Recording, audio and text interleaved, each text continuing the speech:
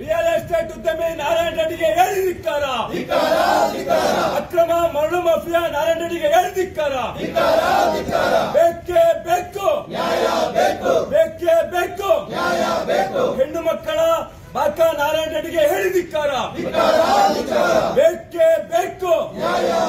ಕರ್ತವ್ಯನಿರತ ಪತ್ರಕರ್ತರ ಮೇಲೆ ಹಲ್ಲೆ ಮಾಡಿಸಿದ ನಾರಾಯಣ ರೆಡ್ಡಿಗೆ ಹೇಳಿ ಧಿಕ್ಕಾರ. ಗಡಿಪಾರಾಗಲೇಬೇಕು, ಆಗಲೇಬೇಕು. ನಾರಾಯಣ ರೆಡ್ಡಿ ಗಡಿಪಾರಾಗಲೇಬೇಕು. ನಾವು ಸಹ ಬೆಂಬಲ ಇರ್ತೀವಿ.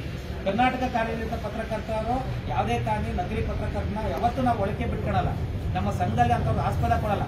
ಅಂತ ನಕಲಿ ಪತ್ರಕರ್ತರನ್ನ, ಸಮಾಜಘಾತಕ ಪತ್ರಕರ್ತರು, ಸೋಗಿರೋರನ್ನ ಕರ್ನಾಟಕ ಕಾರ್ಯನಿರತ ಪತ್ರಕರ್ತನೇ ತಂದು ಇಲಾಖೆಗಳಿಗಾಗಲಿ ಅಧಿಕಾರಿಗಳಿಗಾಗಲಿ ಒಪ್ಪಿಸ್ತಾ ಇದೆ. ಆದರೆ ನಿಜವಾದ ಒಬ್ಬ ಸಂಪಾದಕನಿಗೆ ಹಿಂಗಾದಾಗ ನಾಳೆ ಸಾಮಾನ್ಯ ಪತ್ರಕರ್ತರ ಸ್ಥಿತಿ ಏನು? ಖಂಡಿತವಾಗಿ ಇವತ್ತು ಪತ್ರಕರ್ತನಿಗೆ ಯಾವುದೇ ತರಹದ ರಕ್ಷಣೆ ಇಲ್ಲ.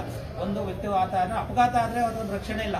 ನಾವಿಲ್ಲ ಏನೂ ಇಲ್ಲದ ಒಂದು ಸೌಲಭ್ಯ ಇಲ್ಲದ ಕಾಲದಲ್ಲೂ ಸಮಾಜಕ್ಕೆ ಏನಾದ್ರು ಒಂದು ಒಳ್ಳೆ ದೃಷ್ಟಿ ಕೊಡಬೇಕು ಅನ್ನೋ ದೃಷ್ಟಿಯಿಂದ ನಾವು ಈ ಪತ್ರಿಕಾ ವೃತ್ತಿಯನ್ನು ಆಚರಿಸ್ಕೊಂಡು ನಮ್ಮ ಜೀವನಕ್ಕೆ ಇನ್ಯಾವುದೋ ಒಂದು ವೃತ್ತಿ ಮಾಡ್ಕೊಂಡು ಗ್ರಾಮೀಣ ಪತ್ರಕರ್ತರು ಸಂಕಷ್ಟದಲ್ಲಿರೋ ಸ್ಥಿತಿಯಲ್ಲಿ ಈ ತರ ಆಗ್ಬಿಟ್ಟಾಗ ನಮ್ಮ ಕಥೆ ಏನು? ಈ ತರ ಅಲ್ಲೇ ಆಗಿ ಅವನೇನ ಅದು ಒಂದು ಕಾನೂನಾತ್ಮಕ ಆತ್ಮದ. ಆದ್ರೆ ಕಾನೂನನ್ನ ಕೈ ತಗೊಂಡು ರಾಮಾಂಜನಪ್ಪನ ಇಡೀ ಬಸ್ ಸ್ಟ್ಯಾಂಡ್ ಅಲ್ಲಿ 4 ಜನ ಓಡೋಂಗೆ ಏನು ಅರಬೆತ್ತಲೆ ಮಾಡಿ ಹೊಡೆಯುವಂತ ಕೆಲಸನ ಯಾರು ಮಾಡಬಾರ್ದು.